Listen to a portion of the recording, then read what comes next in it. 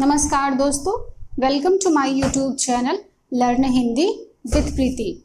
दोस्तों, जैसा कि आप देख रहे हैं कि आज हम वीर रस के विषय में पढ़ने वाले हैं। तो चलिए हम देखते हैं सबसे पहले वीर रस की परिभाषा। जब उत्साह नामक स्थायी भाव, विभाव, अनुभाव और संचारी भावों के साथ संयोग करके रस रूप में परिणत होता है, तब वीर रस की उत्पत्ति होती है।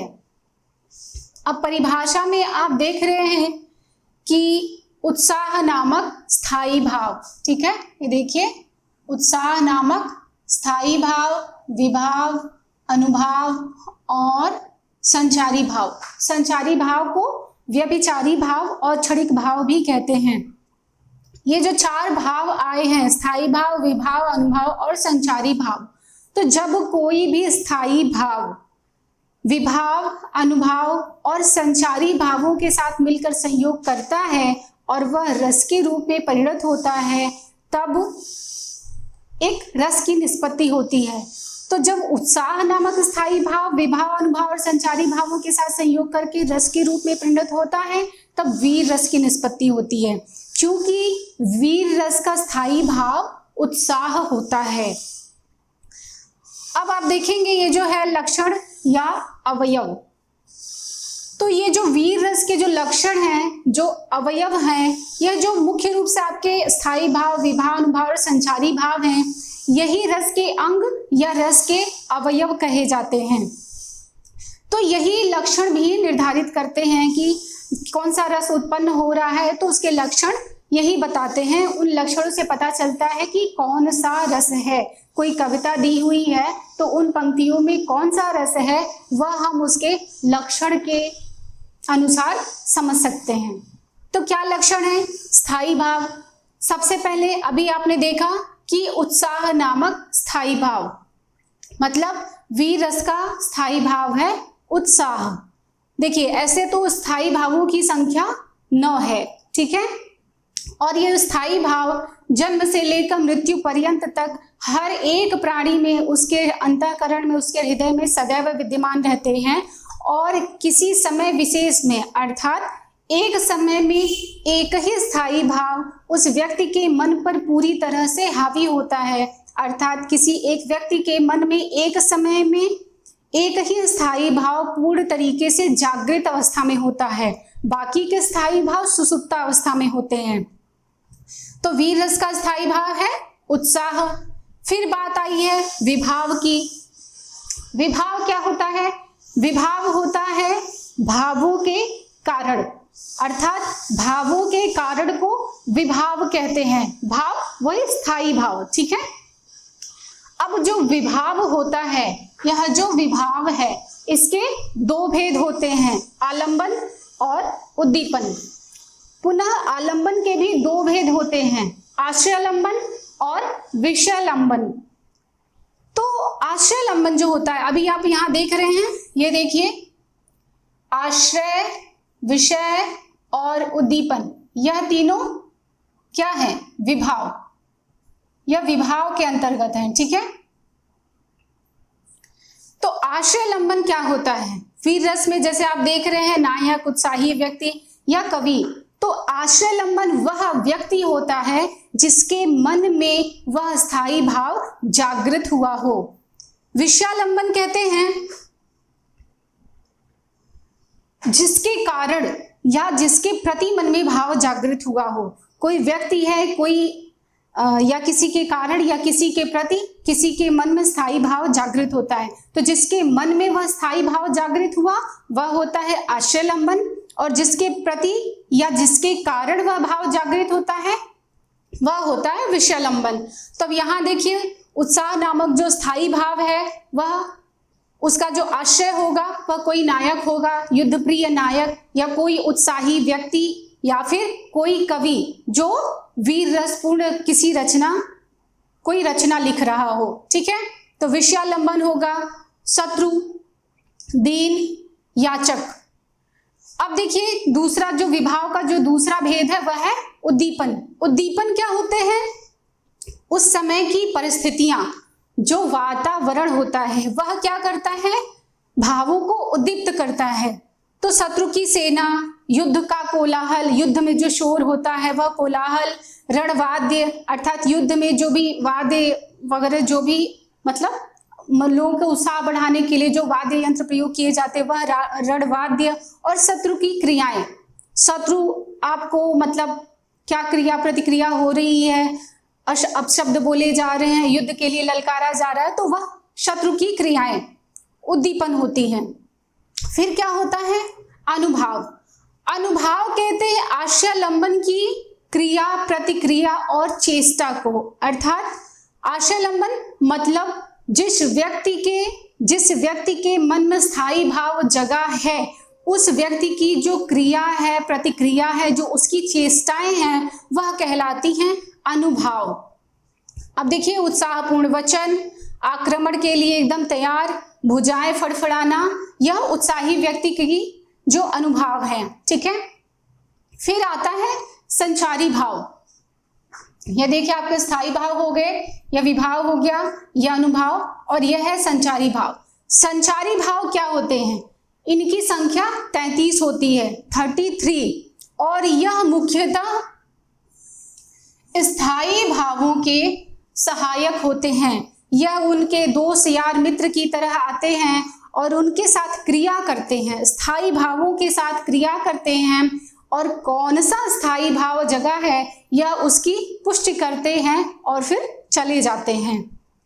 और इनकी संख्या होती है 33। तो वीर रस में कौन कौन से संचारी भाव आते हैं, देखिए, गर्व, हर्ष, रोमांच, आवेग, उत्कंठा। मतलब आप समझ ही रहे हैं कि अगर कोई व्यक्ति युद्ध के लिए तत्पर है तो वह गर्व से एकदम परिपूर्ण होगा, हर्ष अर्थात खुश होगा, रोमांच होगा, आवेग होगा, उत्कंठा होगा कि वो एकदम उत्कंठित होगा, रेडी होगा ना युद्ध करने के लिए। इस प्रकार यह हो गए आपके वीर रस के लक्षण या अवयव।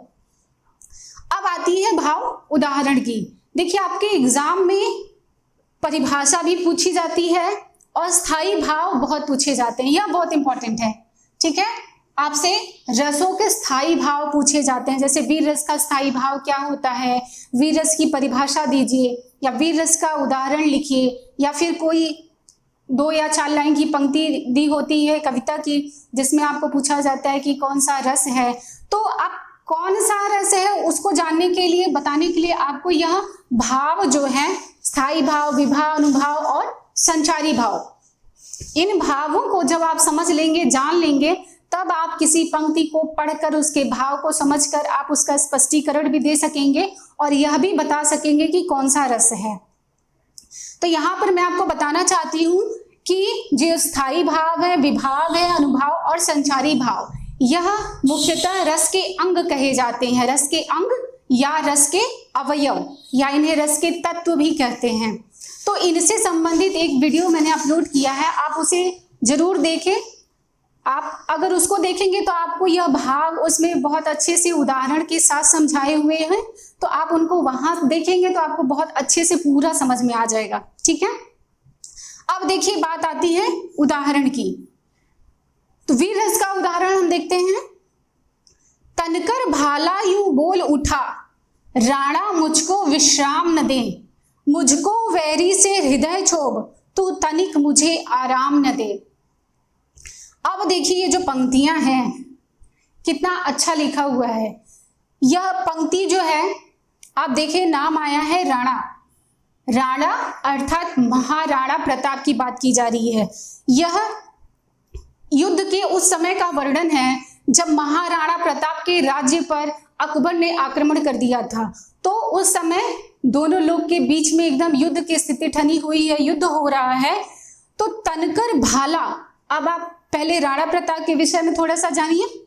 राणा प्रताप बड़े ही वीर प्रतापी महान योद्धा थे, और भाला, जो भाला है, भाला उनका हथियार था। और यहाँ पर वह जिक्र तो नहीं है, लेकिन मैं बताती हूँ कि घोड़े की वह सवारी करते थे, वह घोड़े से चलते थे और उनके घोड़े का नाम चेतक था।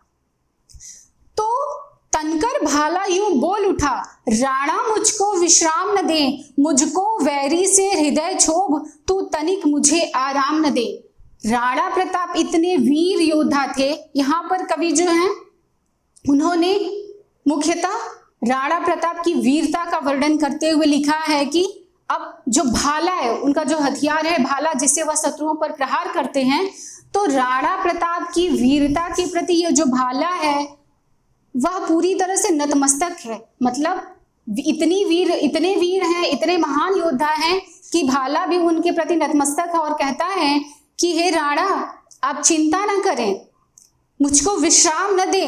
तनकर भाला यूं बोला, तनकर। अब देखिए, भाला तो नहीं बोलता है ना, यह तो निर्जीव वस्तु है, वो तो बोलेगा नहीं, लेकिन कवि ने कितना सुंदर लिखा है। देखिए, कहते हैं तनकर भाला यूं बोला, राणा मुझको विश्राम न दे। भाला कहता है कि हे राणा, हे वीर राणा, मुझे विश्राम की आवश्यकता नहीं है, मुझको वैरी से हृदय छोड़ तू तनिक मुझे आराम न दे। बोलता है भाला कि मुझे आराम की आवश्यकता नहीं है।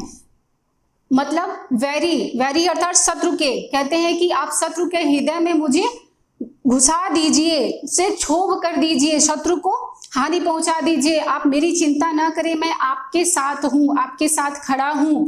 तो महाराणा प्रताप इतने वीर योद्धा थे कि उनका भाला भी उनके प्रति नतमस्तक है और उनको कहता है कि राणा, मेरे हृदय में वैरी के प्रति अत्यंत क्षोभ है, मुझे आराम की आवश्यकता नहीं है, आप तनिक भी चिंता न करें, मैं आपके साथ, आपके सहयोग में तत्पर खड़ा हूं। तो आप देख रहे हैं कि अब यहाँ पर आप अगर स्पष्टीकरण देंगे तो क्या देंगे स्पष्टीकरण? सबसे पहले तो आपसे स्थायी भाव पूछा जाता है। देखिए, मैं आपको बताऊं, मैं आपको फिर से कह रही हूं कि रस में सबसे मेन होता है स्थायी भाव, विभाव, अनुभाव और संचारी भावों को समझना।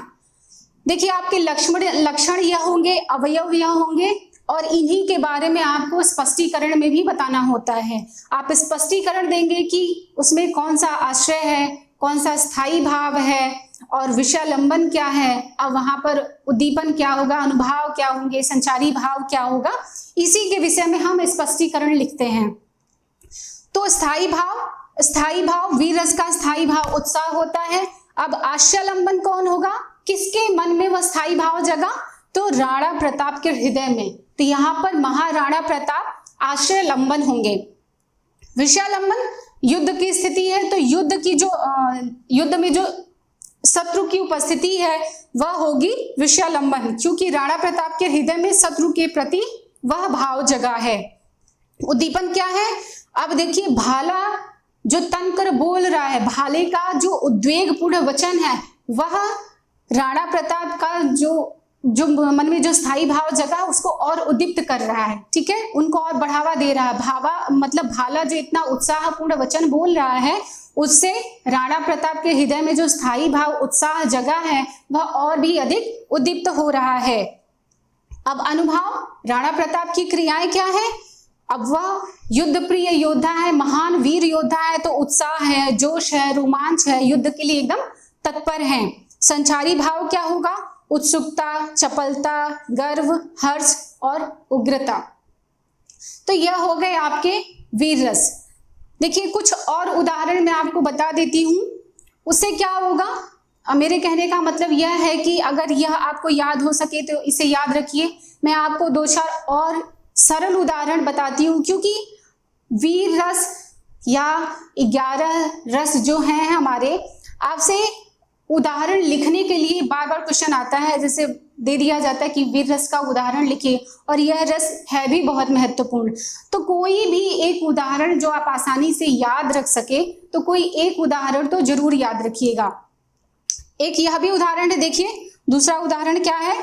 मैं सत्य कहता हूं सखे, सुकुमार मत जानो मुझे, यमराज से भी युद्ध में प्रस्तुत सदा मानो मुझे। अब देख रहे हैं कितना वीर रस से परिपूर्ण यह पंक्तियां हैं कि कहा जा रहा है कि मैं सत्य कह रहा हूं सखे, अर्थात मित्र, मुझे सुकुमार, मुझे कोमल मत समझो, यमराज से भी युद्ध में प्रस्तुत सदा मानो मुझे। तो मैं अत्यंत वीर हूं, मैं यमराज से भी युद्ध में आगे रहता हूं। और यह पंक्तियां किसकी हैं? मैथिली शरण गुप्त की रचना जयद्रथ वध से ली गई हैं। यह पंक्तियां मैथिली शरण गुप्त की हैं। इसी प्रकार आपने अपने छोटे क्लास में कुछ और भी पढ़े होंगे, जैसे यह राणा प्रताप की जो बात आ रही है, मैंने अभी आपको बताया कि उनके घोड़े का नाम चेतक था।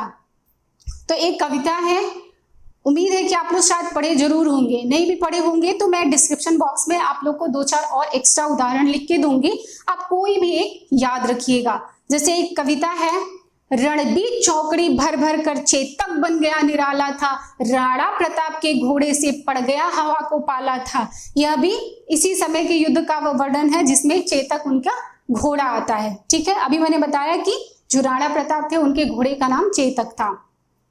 इसी प्रकार अगर झांसी की रानी की आपने कोई कविता पढ़ी होगी, बुंदेले हर बोलो के मुंह हमने सुनी कहानी थी, खूब लड़ी मर्दानी वो तो झांसी वाली रानी थी। यह भी वीर रस का उदाहरण है। इसी प्रकार और भी है, वीर तुम बढ़े चलो धीर तुम बढ़े चलो, यह भी जो कविता है यह भी वीर रस की ही कविता है। तो इन सबको मैं आपको डिस्क्रिप्शन बॉक्स में लिख दूंगी, आप वहां से भी उन्हें नोट कर लीजिएगा। और यह आपके आपके लिए नोट्स के तौर पे मैंने लिखा है ताकि आप इसे पूरा एकदम लक्षण भी ध्यान में रखें और स्पष्टीकरण आपको सब कुछ ठीक ठाक से मिल जाए। तो उम्मीद करती हूँ आप लोग को वीडियो पसंद आएगी और मेरी वीडियो को देखते रहिए, इसे लाइक कीजिए, शेयर कीजिए, मेरे चैनल को सब्सक्राइब कीजिए। नेक्स्ट वीडियो में फिर मिलेंगे किसी और रस के साथ, तब तक के लिए बाय बाय दोस्तों।